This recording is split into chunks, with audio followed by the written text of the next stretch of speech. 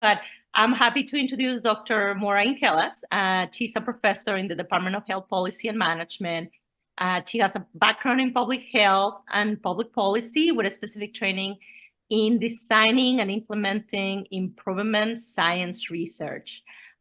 We are excited to have her here to talk more about her experience as co-program leader for population health at the UCLA Clinical and Translational Science Institute, where she supports education and career development in implementation, improvement, and dissemination and learning health system methods. She will be covering today a lecture on implementation and improvement science. And our approach to today's seminar is that she'll present for like the first 30, 40 minutes, and we'll leave the last 15, 20 minutes for discussion.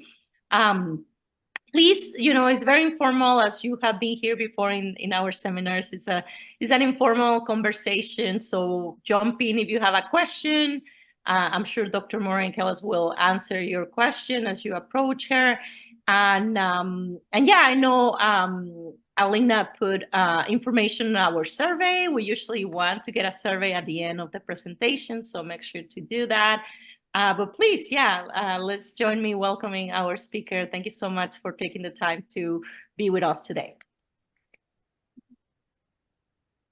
Great, thank you so much. And since we're a small group and given the august group on the call, we could also consider this a run through. So after listening, you could tell me what you would fix to do it properly, and then I'm happy to re-record. So look forward to the evaluations and the feedback and discussion today. And I'll try to take less time than what you said so we can have more of a discussion on what we're trying to teach and do in this arena. So I'll start by offering two things that I hope we can talk about today. And one of them is, what questions are we asking when we think about implementation? And our overall frame for these sciences is that we want things to work in a system. And so we need to appreciate what we mean by a system. And there are also methods for learning what works, which we can describe as building our degree of belief. And so we can consider the evolution of what we call implementation and improvement science to organize our approach to doing this, to doing things in systems, to making things better and having the impact that we're looking for. So I'll try to speak a bit about the lenses or philosophies that implementation science and improvement science, as they've been defined, operate on.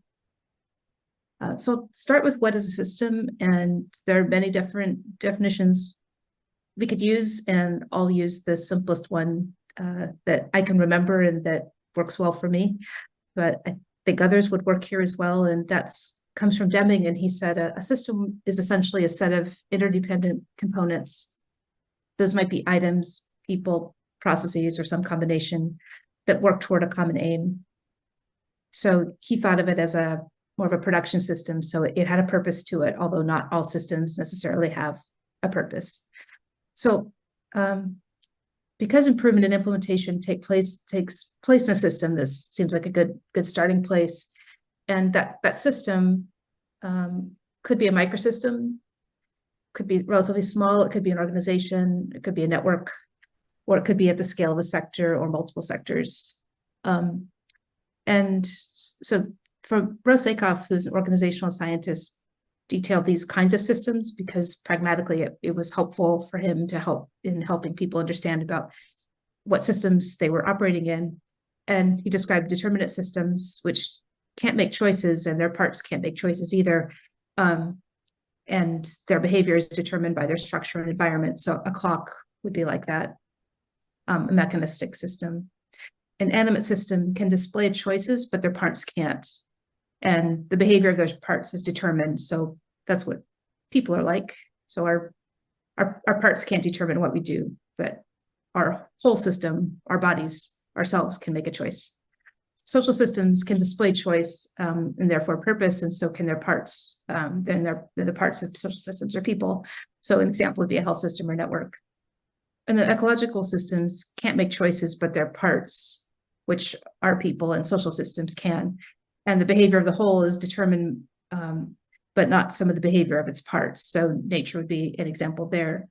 And Acuff said when there's a mismatch between the type of system and the type of model applied to it, we extract false conclusions about the system and we miss important truths.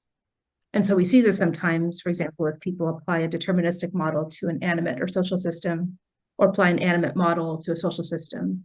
And I think that's what we're trying to do also in implementation sciences, is be aware of that and not do that, because again, we're trying to put changes into systems, which are essentially social systems and primarily social systems in terms of our work.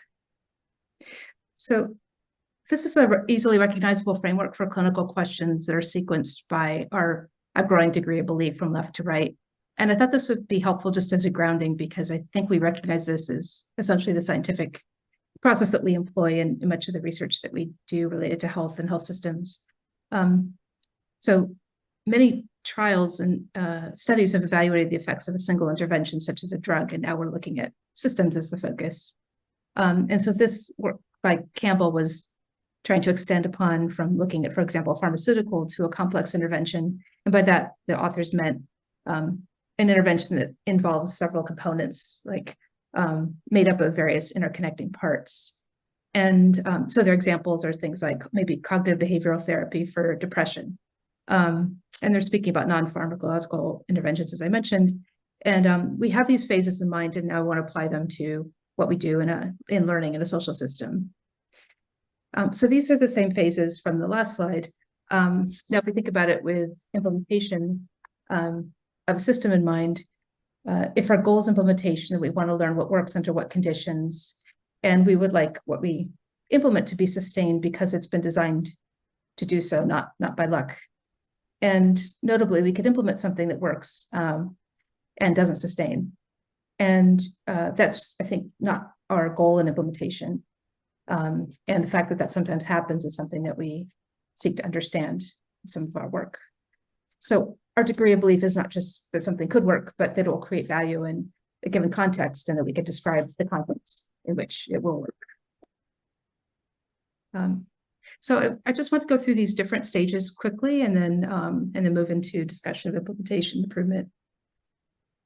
So this is an example of the first stage of developing concept or theory. And again, what I mean by first stage is if we know nothing about something we're trying to introduce or a change we'd like to see, then this would be a starting point.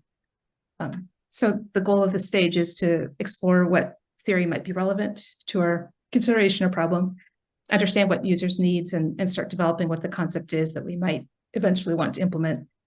And so these are some of the methods we might use, and these would all be applied methods for work in systems. So we look at evidence, applied ethnography, observation, and so forth. These are examples. So this is an example of a persona developed of not a real person, but a sort of an amalgamation of interviews from many people. And the idea here was a group was trying to learn how to make improvements for children with IBD, as well as clinicians and parents. And so they developed these personas to be able to then use these personas as they thought about an intervention. They would say, well, what about Justin? Would this work for him, and why or why not? And similarly, I think in Sweden, there's a place, Jönköping, where they have been very effective in implementing in their various service sectors. And they have a catchphrase, what about Esther, which was the mother of one of the people involved in some of that early work. And so they use that as a lens, what about Esther? How would Esther feel? Or what would this look like for Esther? So it's a way of using a lens to think about introducing something to a system with that person and their needs in mind. This would be another example at this stage, which might be a conjoint analysis to identify preferences. So this is an example of doing so, asking people to complete a short questionnaire and then figuring out from what they say what their preferences are, rather than asking them directly. So this would be an example of something we might do at this early stage.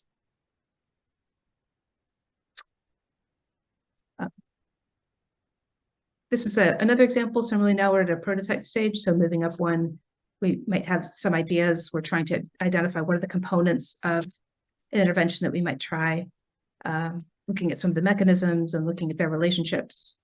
So some of the methods we might use here, again, a prototype, the look and feel of the idea, but under favorable conditions, not the system itself. This is where we figure out does this work? What do we learn about what the prototype does and doesn't do? And thinking about what a protocol might be based on what we experience. So this is an example where they're looking at data through time to see if some ideas that they think could work are actually going to lead to any change at all.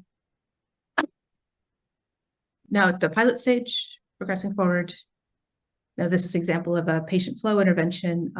The idea here is we have something that worked at a prototype stage. Let's figure out if we can make it work in a system.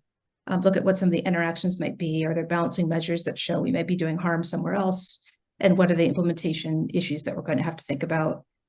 It might be we could look at sequencing changes. That might be a method we would use here, or a factorial. In this case, this is a pre and post comparison. The measure here is the number of patients in between an urgent office visit that was followed by an ED visit. The goal is for that. We want the ED visits to go down, but we would like the number of patients between visits that end up in an ED visit to actually go up. So we want a longer time in between that's occurring. So the measure on the left is a set of providers. Before the changes were introduced, we have a lead user who has in the upper left there, around a bit over 40 is that individual's rate outside the upper control limit. This is a control chart. So that means that's a special cause and outlier, positive outlier.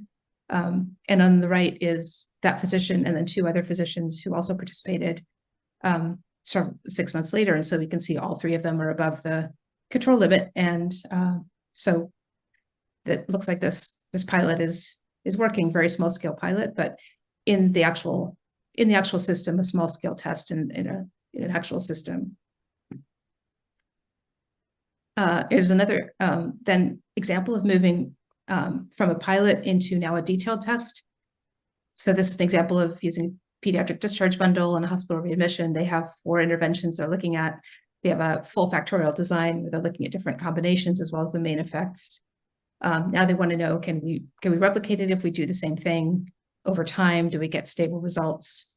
And so here's an example on the left-hand side was the pre-period in the upper left chart, and you can see in the post period, they've reduced the number of CLABSIs per 1,000 line days. So looks like they were successful overall.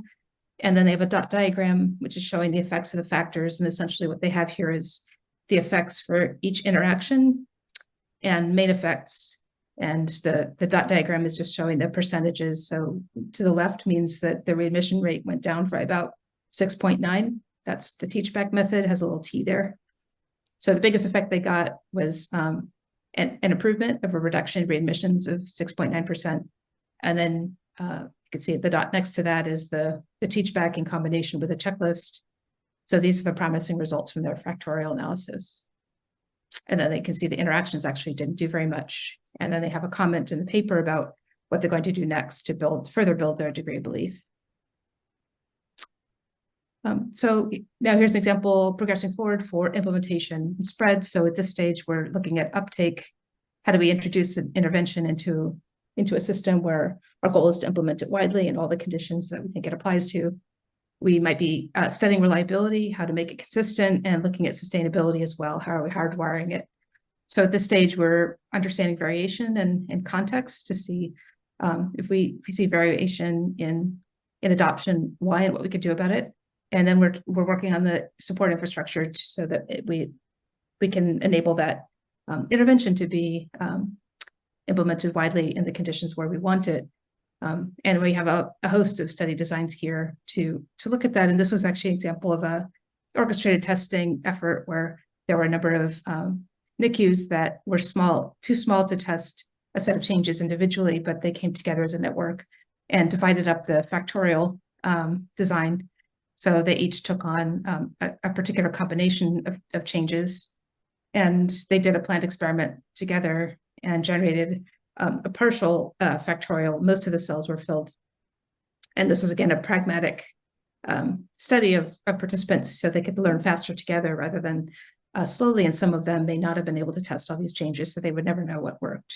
So this is a really a nice, very practical design. And again, because we're talking about implementation in real systems, there were some combinations that no system opted for. either because of degree of belief or because of the practicality or the difficulty of implementing something without knowing if it's going to work, or the difficulty of training and so forth. So those are, again, pragmatic decisions rather than feel like that's a failure of the design. That's actually a success in that people walk with their feet a little bit.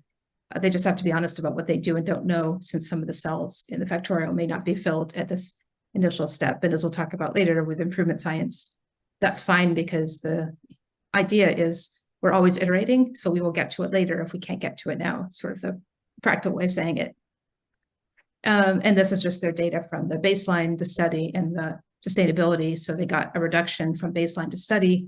And then when they all adopted what was found to work during the study period, they got further reduction during the sustained period. So a nice combination of pragmatic studies there.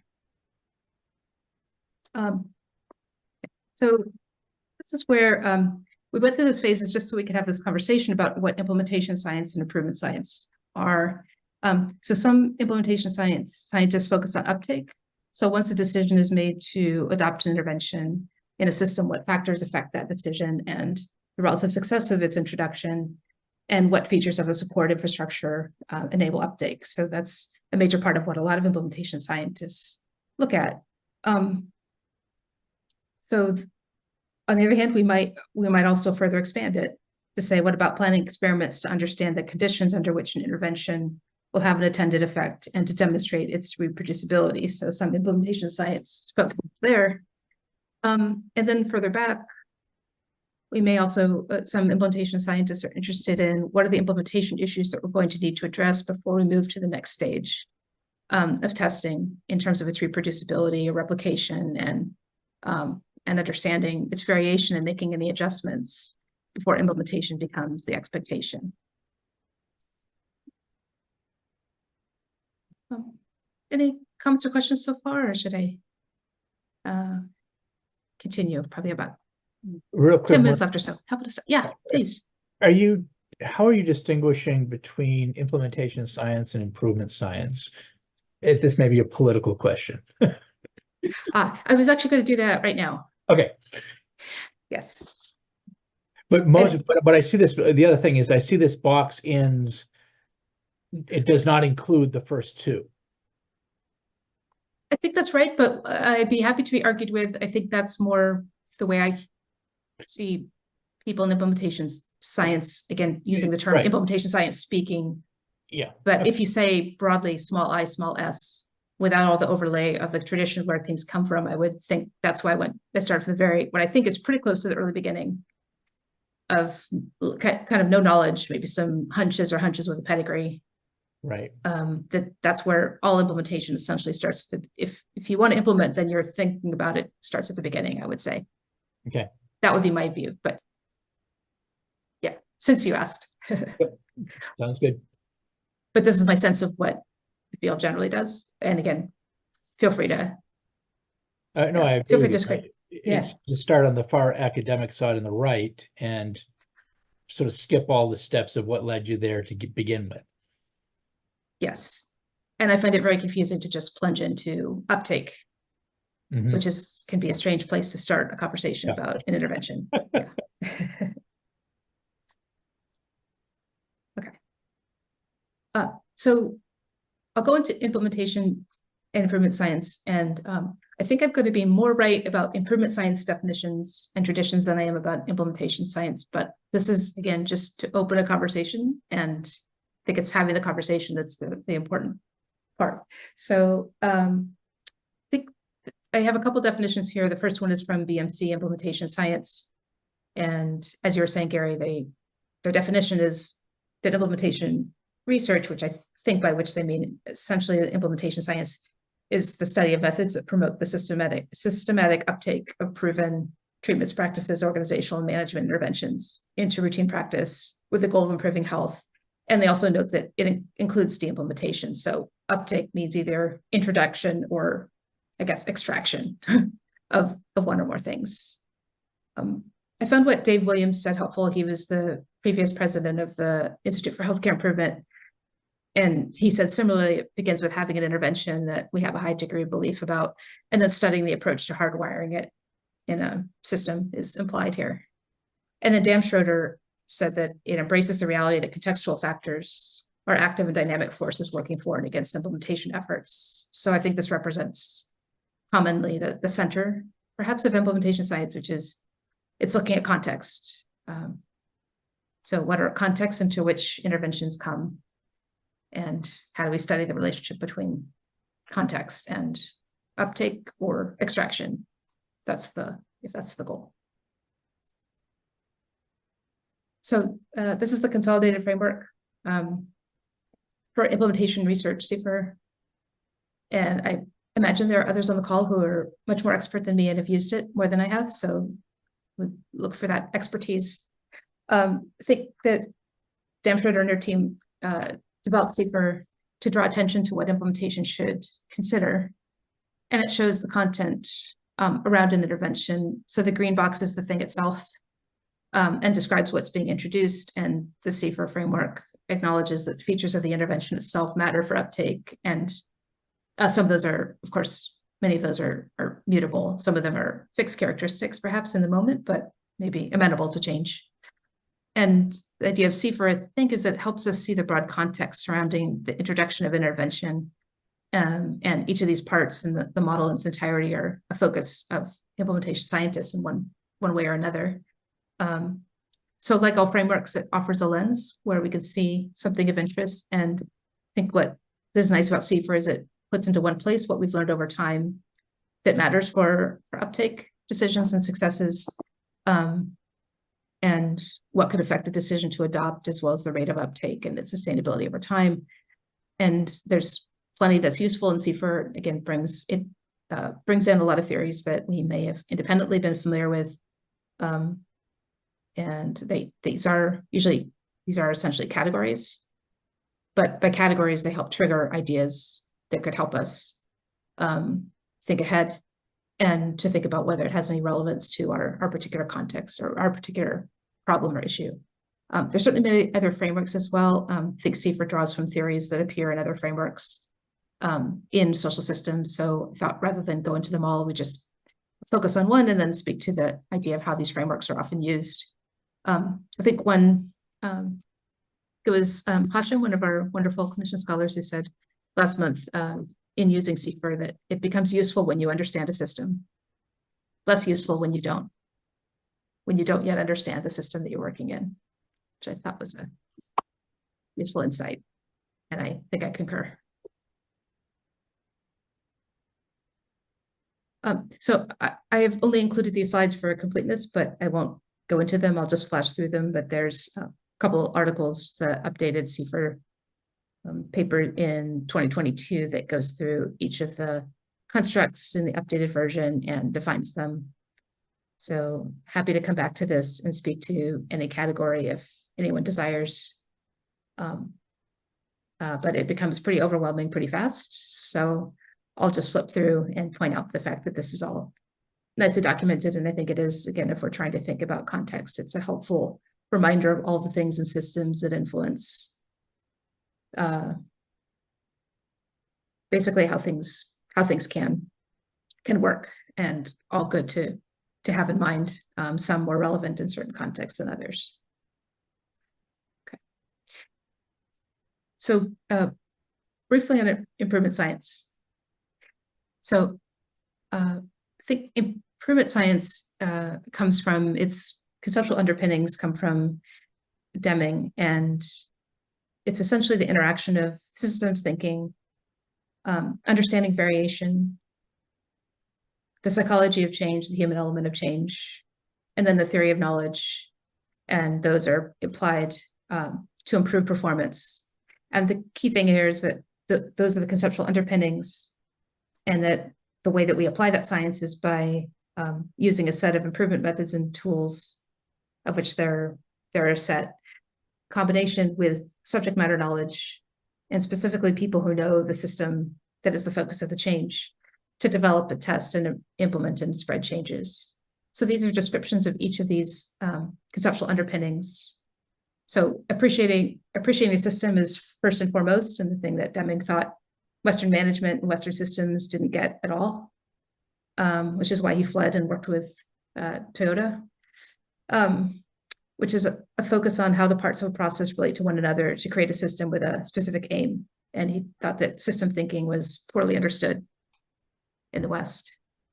Another is understanding variation. So that appreciating that there's variation that's noise and there's variation that's signal, and having tools that easily distinguish those is how we learn. When we see something we don't expect or we see variation, we can learn from that. If we can't see variation, if we get a pre-post bar chart and we can't see data over time, or we can't see variation across, that limits our ability to see into the system, and we make decisions that we wouldn't otherwise make. So Deming was very concerned with that. A third is theory of knowledge. So it's people's view of what meaningful knowledge is and how that affects their learning and decision making. And the notion that people learn from they change a mental model when something that they see is not what they thought, is not consistent with their theory. And so providing people with that opportunity to see that contrast is how people learn. And that's where change comes from. So of course, some of this could absolutely be underlying some of the theories under CFR2. There's no reason that it can't be, but these are, again, four areas of conceptualization that Deming thought were important that underpin improvement science. And the last is understanding how interpersonal and social structures impact performance. So the human element, and those can be predicted and then worked with. So these are just characteristics of health systems, but I think that improvement science honors. So along with implementation science, right, contextual factors, which we might call confounders. If we're in a pure research environment, those are inconvenient factors that get in the way of seeing the elegant implementation of a design intervention. They can often be a major focus because context is the system itself. That's what we're intervening on. We're intervening on a system when we're trying to implement or improve. So adaptation is almost always part of improvement science. It may or may not be in implementation science. Measurement over time, always, because improvement is temporal and systems are dynamic and they change. So today may be different from yesterday. So that notion of measuring over time and seeing things through time is critical. An emphasis on graphical analysis and presentation of results. So statistical process control, Pareto diagrams, scatter plots, those are the key ways that we look at data.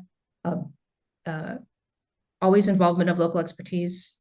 So if we're implementing in a system, it has people in it. So if those people are involved in the implementation, again, quick feedback and learning, multi-factor experiments, focusing on reliability may be a major part of the effort, and then considering sustainability as well. So both reliability and sustainability are key. The idea of introducing something that works just part of the time is, again, not a goal when we're thinking about trying to improve. And more conceptual underpinnings. I will not go through these in detail, but happy to come back to this slide if of interest. I think this is a paper on the conceptual underpinnings of improvement. They relate to profound knowledge, but there are actually 7 of them. And this is definitely a deep paper to read, but I think very thoughtful, and it really does explain the theory underlying improvement science. And so I would recommend it to you if you're interested in. It's only about 6 pages or 7 pages, but it's quite a dense read. Okay, so finally, now 10 minutes later, Gary, to your question about just the contrast. So this is a paper that Per Nilsson wrote with some colleagues, and I'm not sure actually that I agree with it. I think some of it looks right, and some of it I contest, but I think it's interesting to see these comparisons, and I think it's probably more right than wrong, which makes it useful to use. And certainly it's righter than some of the other comparisons that I've seen. So I think it's useful fodder for discussion. So they pointed out that some of the commonalities between implementation and improvement sciences are that they're both objective, they're both systematic. So they have systems as the focus. They are undertaken in the real world. So these are not, in general, it's not hothouse work. Their focus is generalization. I think implementation and improvement scientists might disagree with what generalizable means, but they both value it. They both study use of strategies to change current practice and try to reveal cause and effect relationships between levers, which we might call independent variables, and outcomes. So these are some contrasts that they make. So I think their thought is improvement science is it had its origins in management and organizational learning, which I think is true. That came out of manufacturing and production. Whereas some of the theories that are most prominent in implementation science do come from other social sciences. Interestingly, they make a contrast where a lot of implementation science focuses on behavior change of healthcare providers, whereas in improvement science, we're looking at the human nature of people and organizations, which I think is interesting. That may be what people choose to focus on rather than the approach itself, but I thought that was an interesting contrast. In terms of problem identification, their thought was implementation science has tended to be top-down based on identification of some kind of care gap. Or we have this intervention, we have a system that doesn't have the intervention, let's try to introduce it. Whereas improvement science tends to be more bottom-up based on seeing variation. So that doesn't mean that leaders could not employ either, but I think that's fair to say that in general, improvement science does tend to be more organic to a given system or a network. And it's definitely not a full-scale import generally of an intervention, usually. So that relates to the next. In terms of solutions, often implementation science is about uptake of an evidence-based practice, whereas improvement science is, let's use profound knowledge, couple it with subject matter knowledge. Now, what's our problem? So it's agnostic to what the problem is, and is not starting necessarily with any intervention, but it will start with the best theory there is about the problem at hand. The analytic tools, I think this one, they all use theories, models, and frameworks. I think there is a particular kind of study design called an analytic study that's contrasted to an enumerative study that is prevalent and forms the basis of improvement science. We could talk more about that. And then their feeling also is that implementation science, the current knowledge production use is primarily academic. Wouldn't have to be, but largely is. Whereas improvement science, that's not the case at all. It's any sector that has, it's systematically exploring the most effective ways to reduce unwanted variation and improve quality or improve impact or outcomes. So these are just examples of the kinds of papers that have been published on implementation or improvement science. So some of them, for example, the Weiner paper on implementation climate, looking at how climate affects uptake. Some are actually testing interventions. Some of these are improvement, others implementation. The dynamics of sustainability framework, another way to sort of conceptualize how we move from adoption to sustainability. So different methods, some focused on the frameworks themselves or a particular feature of a system that relates to successful introduction of a change, and others related to interventions themselves. There are guidelines for writing about implementation improvement science that are helpful somewhat in describing the traditions and also what good practice looks like. This is very helpful since not so many years ago, it was hard to get some of this work published because it didn't seem to conform to the typical ways that people were used to seeing intervention research. There's still some gaps, certainly in Squire.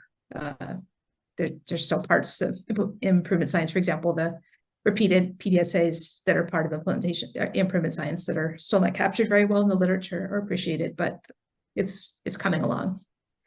And then I just wanted to end here and bring it back to where we started, which is what is it that we're actually trying to accomplish? And I have been thinking about learning health system, and there are many definitions of it. Here are some characteristics of what a learning health system might employ that I find particularly helpful and practical.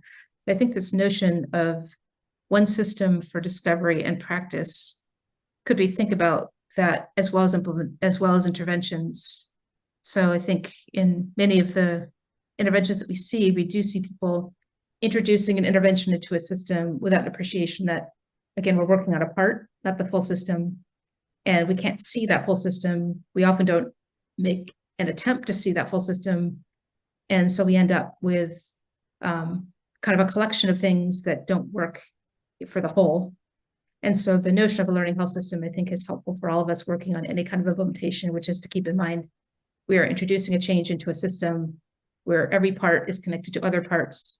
There is agency, there's interdependence and connectedness, and there's, if we optimize a part, we almost never optimize the whole. In fact, usually we make it worse. And so there's a humility there about thinking about anything that gets introduced. Are we making things on average and on the whole better or worse? And could we have a mind toward that? and appreciating that in everything we do, from the small to the large, which has one way that a colleague introduced this concept to me as well, is to think about fractals, which is, could we think about these principles at any level of scale? So fractal, whether we're doing a very small intervention or we're doing a massive intervention that we think of as like a big system intervention, could we use the same thinking about the parts in the whole and the same kind of principles of how we introduce things into the system that generate outcomes, and how we can see if we're getting to a better result, and how we set up our learning process to be able to ascertain that. And then just have some references here, some resources if helpful for further reading. Try to keep it to a short list for anyone interested to make it manageable. So I'll stop there. Hope I didn't go on too long, and really invite discussion, and feel free to disagree with anything, but the goal is to provoke a little bit of conversation. So hope it was a good starter.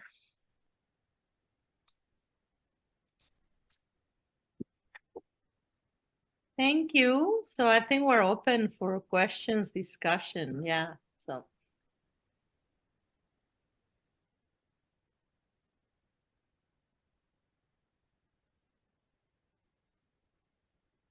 Moira, what I find interesting is in both implementation science and improvement science, we're talking about systems, but yet I don't see any system drawn. What I see is a long shopping list of terms, factors.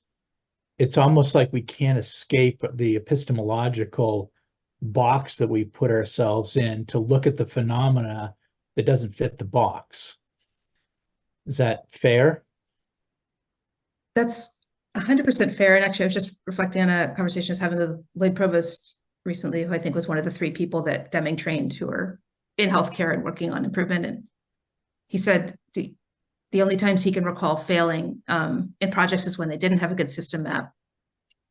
And I think he literally meant a map, some kind of picture, and he didn't care what kind. Mm-hmm. And I wonder if it was, is the picture, or is it the pictures produced when if you have an inclination to try to see the system, then you will have a map. But I think you're right, even though I didn't show one. Yes.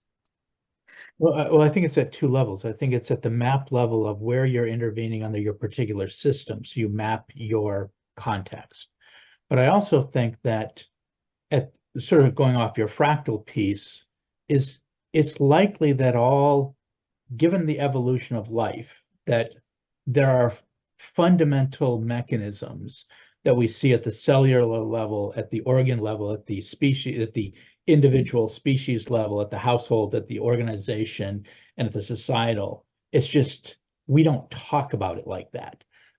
That's a completely different way of looking at the mechanisms of all these sort of mechanisms, standard mechanism of all systems, whatever scale you're looking at, sentient or not sentient, social or not.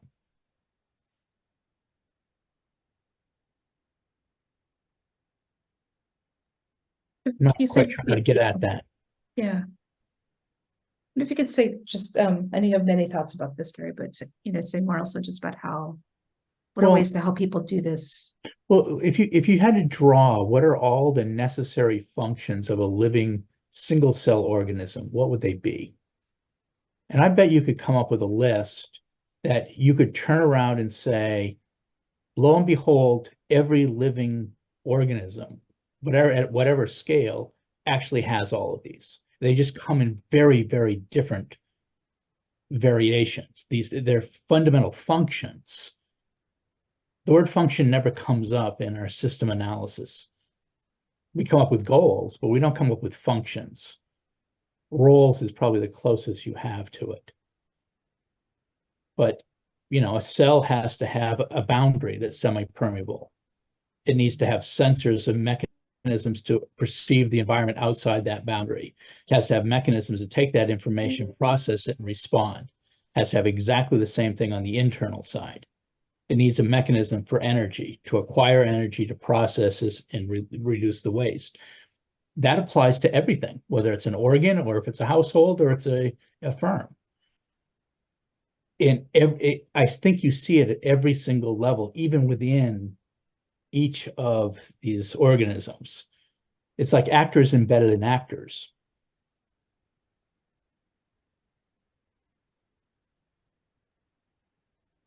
but I can only do it with pictures in my head. I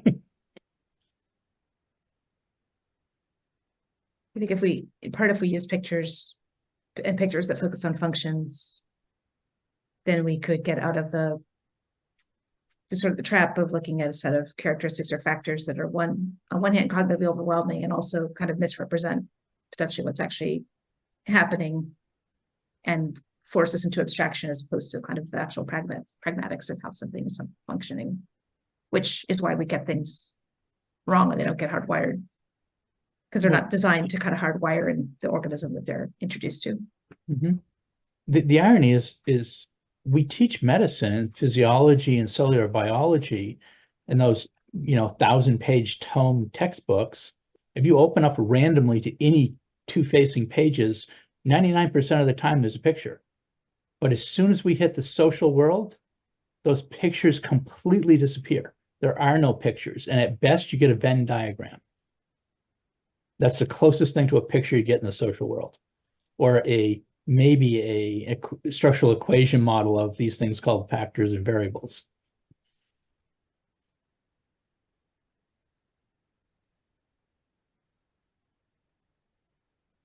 And having just a few minutes ago, actually looking at I think there's a textbook that had metabolism and had massive, as an amazing massive diagram, which you can zoom into and say, no, I just want to look at this part. And it's actually there. I guess that on one hand, it is deterministic. So I guess what would be interesting would be to show that diagram and then have a little flag coming up like, I have agency, I say no. And then we're a little bit closer to maybe what that would look like in a social system. But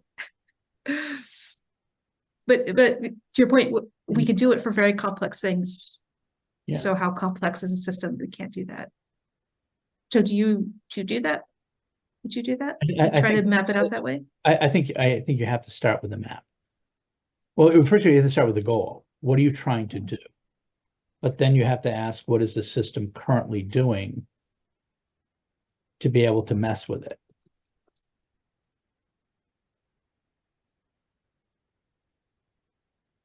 Sorry, I'm talking a lot. Others?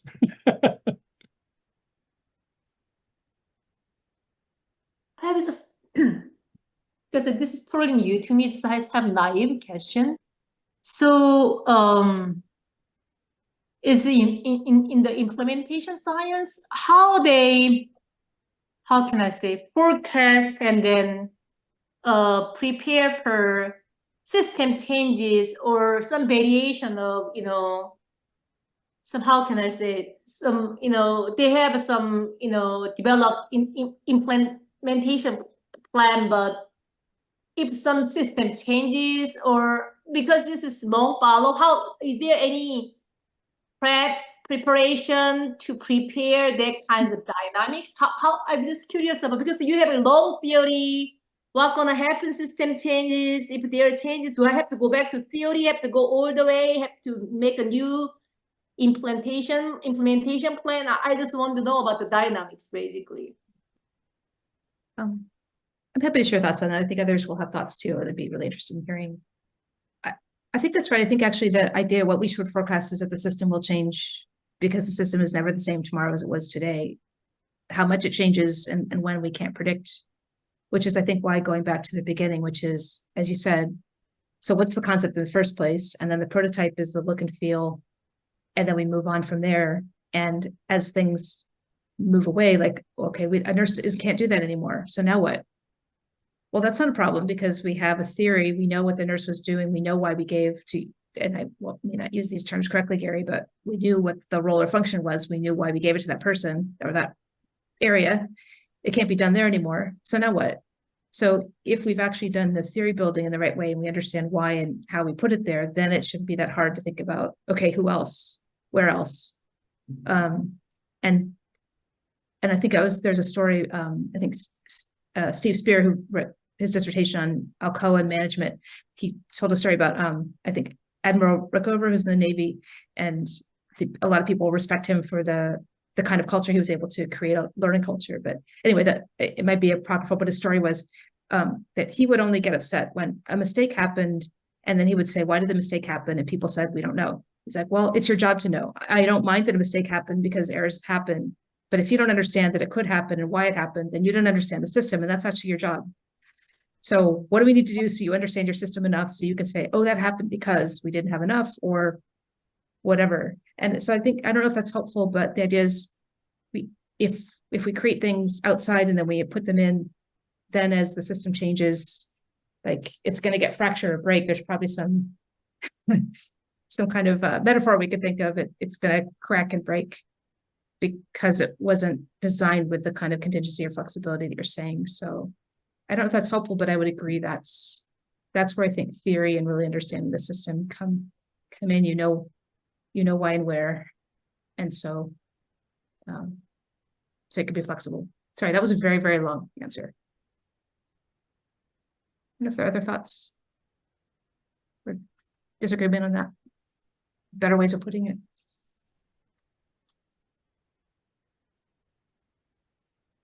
I had a question about sort of like a very practical, like kind of like junior investigator type question. For people who are interested in implementation science or improvement science as part of an NIH award application, have you noticed if like NIH is more receptive to methods from the implementation science field, or are there common criticisms or pushback that you've noticed that KRR applicants get from study section when they're trying to incorporate like an implementation science aim? Yeah, my sense, and there are better people to comment on it, but my sense is that implementation science is better understood in part because a lot of the designs that people have are more similar to the kinds of designs that NIH is used to. So now we're just looking at implementation factors, but we're still looking at factors, and we're still looking at intervention, and it has all the other characteristics that people are used to. When you say, well, we have this theory, and at the end of the project, we're going to know more than we do right now about that theory and what should go into a change. I think there's still a little bit of, well, if you don't know what you're doing, then why don't you come back to us when you know what you're doing? And I don't mean to oversimplify, Carlos, but I do think, right, that there is some of that. And so that's what I think, finding improvement scientists who have been successful with NIH, just to find out how they place things. Since there certainly have been successful improvement scientists who've gotten funded in the first transformational R01 from the NIH was Improvement Science Network. Certainly the learning networks, that's one place for it. So I think it's maybe about having the kinds of designs that are acceptable, and the orchestrated testing, the factorial designs are probably examples of those that there is iteration to it, but the frameworks and the designs are familiar enough. I don't know if anyone else has better wisdom than that. It's very confirmatory based as opposed to exploratory. And so the designs are all confirmatory of testing a hypothesis, and, all of those pieces are built in there. And things that vary from that confirmatory design are much harder to get through, even though you're systematic. But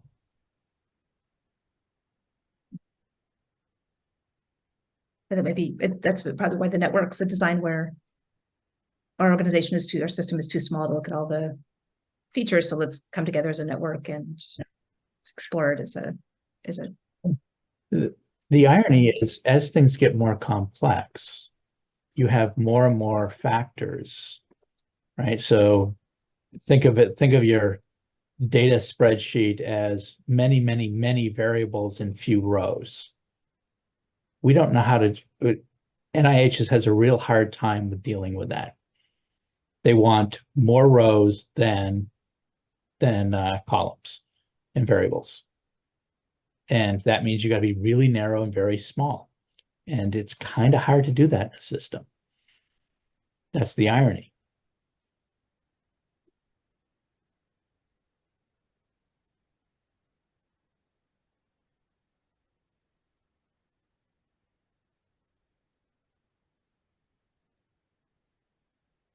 Any other Yeah, go questions? ahead.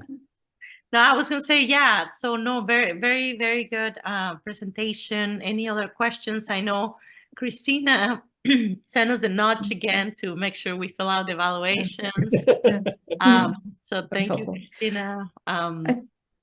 Maybe one thing I would just add is I think a few years ago, I think in a class, one of the scholars turned and said, looked at one of the papers we were reading and just had this look on his face that I can't describe. And he said, I believe this paper, I would act on this paper. And I don't know, Carlos, I'm curious, like how often you read papers and you think, wow, I'm going to go out and I would really love to adopt what's here. And I just see that more with some of these kinds of papers than others. And now I'm going to show my bias on the improvement science, just because I think there's an appreciation of just, yes, it's complex and we braced it and this is what we learned and we didn't expect it and this is how we turn things around. And it's still got rigor, but there's a believability to it. And partly it's, I know how we publish things in such a limited way that it's really hard to tell what people did. But sometimes you can just tell even by what's left out. They did a job of figuring out things as best they could. And I guess that's maybe a lesson of just the more we could aspire to do that kind of work, and whether that's where we get to generalizability. Maybe the actual thing that they did is not the thing that someone might do in their own system. They can learn from the learning and take that, and that's the useful part. So I just found that a really kind of profound comment that I appreciated. Can I have a So- follow-up question on that? So again, I'm not, I don't know much about implementation science, but I really want to get your thoughts on, implementation science and replication or, replicability, because for example, like what you say, right? I'm working on this project and we want to do a detailed program that focuses on diabetes management. And then there is this great program out there, we reach out to them and they were like, yeah, I mean, maybe, but they were like, it will be very complicated for us to use their infrastructure. And so I'm just curious on implementation science, how important or how much weight you put into replicability or, creating something that can become common knowledge or something that can be easily used by other group of researchers. So I'm curious about that because that's something I've been really thinking lately. So a couple thoughts. I guess one thing that impressed me early, I think, was when a mentor said to me, ideas spread, not solutions. So it reminded me to be strong on the theory, not the vague theory, but like, why do you think that would work? That's going to be more compelling when you organize theory and ideas in a way that people can appreciate and consider, and then to try and test. So that's one thought. The other is, I think I think any good improvement science design, there is replication in the sense that we always look at disaggregated data over time, or variation across providers or people. It's always displayed in disaggregate manner because Deming was so concerned that when we aggregate data, we lose something. And he never wanted us to make a decision based on aggregate data that we wouldn't if we'd seen the disaggregated data. So that's part of it, that's why we see data over time, that is in a sense replication again and again and again, and we see a signal. It's not an outlier that we try to adjust. It's an opportunity for learning, is why did we see that? And maybe it's a good thing and we want to do more of that, or maybe it's a bad thing. But I think that's one way. And I guess the other is the replication. Sometimes I think we want to replicate things in their current form. And so that again is very consistent with the method. And sometimes again, I think what we're replicating is what's generalizable is the idea, not the particular manifestation in the given system. Because as Gary's saying, systems are so complex that why would things look identical here and there? We might use different people, or Right. But kind of the functions and the ideas are similar, and that's what can be exported. But we have to be good about it, not sloppy about it. I don't know, what else would you say, Gary? So this sort of goes back to our conversation about functions. So sometimes if you've explored across different organizations that have tried to implement, you find that they all share trying to accomplish, they all have a whole series of shared functions. They just treat each function differently given their context. And so the publication becomes the how-to manual. And a how-to manual says, well, here are the different ways you can cut a board. There's different ways you can drill a hole in lumber versus steel. It's just how to. And you're looking for options, which goes back to your idea. It's about movement of ideas, not simple solutions, right? It's the smorgasbord a la carte version of selection your meal, as opposed to this is going to work generalizably everywhere in all these institutions. That's crazy. There's too much variation out there. Mhm. Toyota is the same thing as Honda, but they have the same functions. They still got to get a car off the line. Right? So spread of ideas, not solutions. Yeah. That's a good one. Like that. Okay, I think we can wrap it up, Christine.